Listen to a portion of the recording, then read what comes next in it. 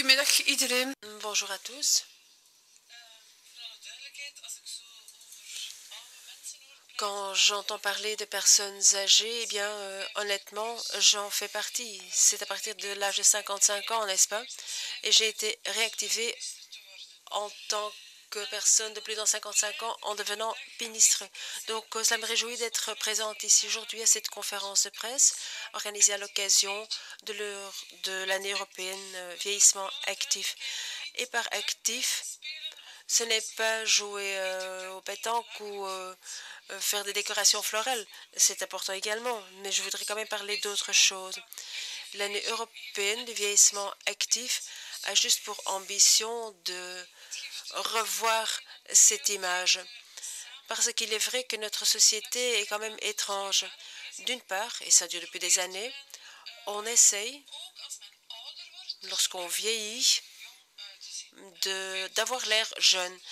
Les gens de 50 ou 60 ans qui portent des jeans, qui se teintent les cheveux, qui sont sportifs, qui veulent avoir l'air jeune le plus longtemps possible et qui veulent se comporter aussi comme des personnes jeunes.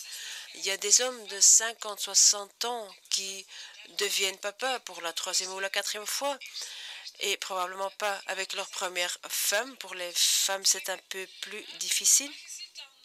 Mais on voit alors des papas, des jeunes papas plus âgés. On voit aussi des dames qui ont leur premier bébé à l'âge de 40 ans. Mais on trouve qu'à partir de 45 ans ou 55 ans, ce sont des personnes âgées. Donc on sent que là, il y a quelque chose qui ne va pas. On veut rester jeune pour le monde extérieur, mais il y en a d'autres qui aiment vieillir assez vite lorsqu'il s'agit du travail et des pensions.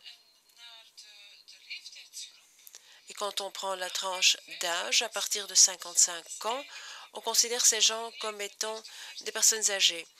Et quand on fait la comparaison à la situation d'il y a 30, 40 ans, on voit que si votre vie était un gâteau, eh bien, en fait, on a créé un morceau en plus.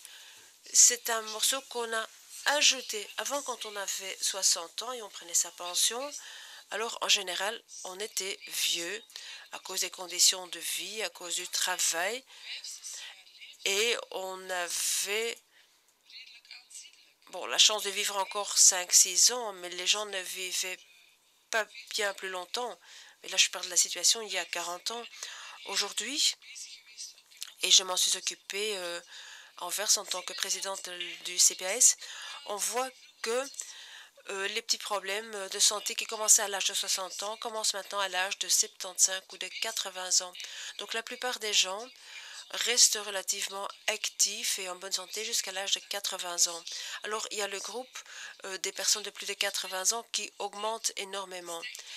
Et là, les soins deviennent aussi plus exigeants.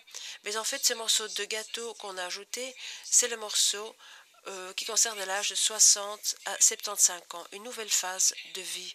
Et en fait, cela doit nous réjouir parce que cela signifie que nous avons bien organisé notre société et que nous avons obtenu une vie un peu plus longue.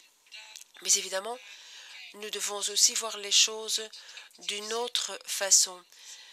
Il y a le fait d'être actif et de contribuer au marché de l'emploi. Il y a la construction du PIB et comment faire appel à ce groupe pour y parvenir. Et mon voisin l'a déjà dit, dans les 50 années à venir, la part des aînés va fortement augmenter au sein de notre société. Je connais les chiffres pour Anvers, je les connais par cœur. Je les ai toujours utilisés parce qu'ils sont tellement clairs. Dans 10 ans, un tiers des Anversois aura plus de 60 ans et un tiers aura aussi moins de 18 ans parce qu'il y a un nouveau baby-boom. Donc cela signifie qu'il y a un tiers qui se trouve entre les deux, des hommes et des femmes qui peuvent travailler et qui devront travailler parce qu'ils devront travailler pour l'ensemble de la société, donc pour tous ceux qui ont plus de 60 ans et tous ceux qui ont moins de 18 ans. Bon, j'utilise ces chiffres d'Anvers, mais en fait, c'est quelque chose qui vaut pour toutes les villes belges et probablement aussi pour les villes européennes. À la campagne, au niveau régional, la situation est peut-être quelque peu différente, mais donc c'est important pour connaître l'ordre de grandeur. Et dans certaines régions, dans 10-20 ans, un aîné, donc un pensionné, donc il y aura le rapport un aîné et une personne active. Donc cela veut dire que nous devons dès maintenant préparer cet avenir.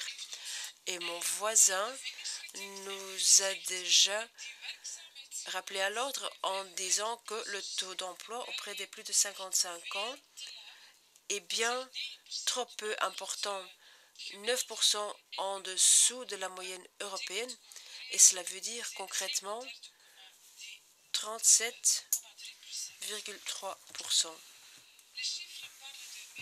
En 2010, le taux d'emploi des personnes âgées de plus de 55 ans se situe en Belgique à peu près à 37%, alors qu'en Allemagne et aux Pays-Bas, ce taux dépasse largement la barre des 50%.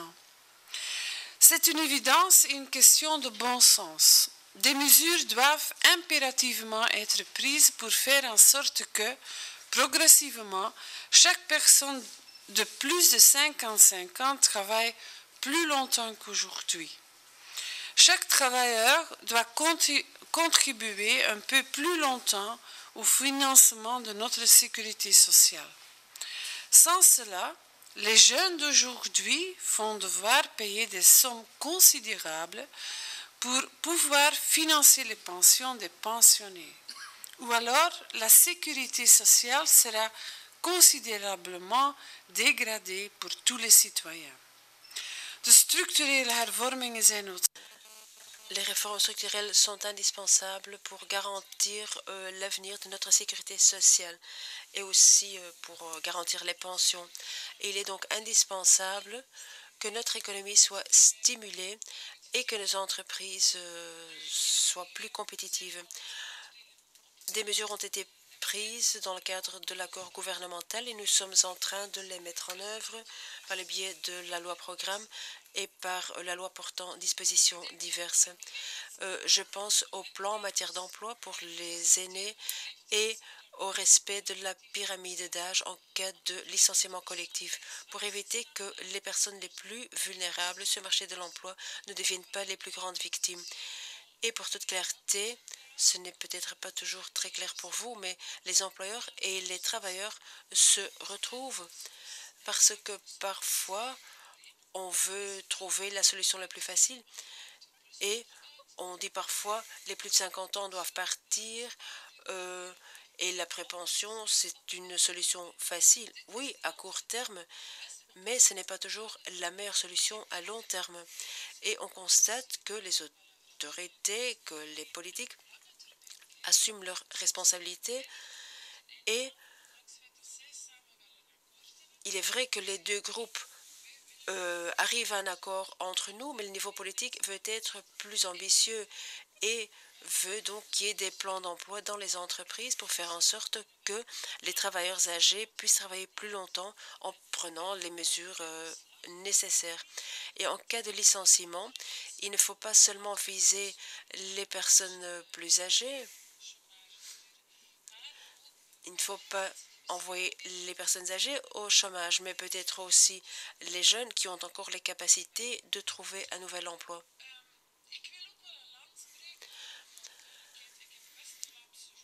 Je suis de la Flandre occidentale et en Belgique, on est considéré comme un peuple qui travaille beaucoup et en très peu de temps, je constate que le travail est devenu quelque chose qu'on n'apprécie pas.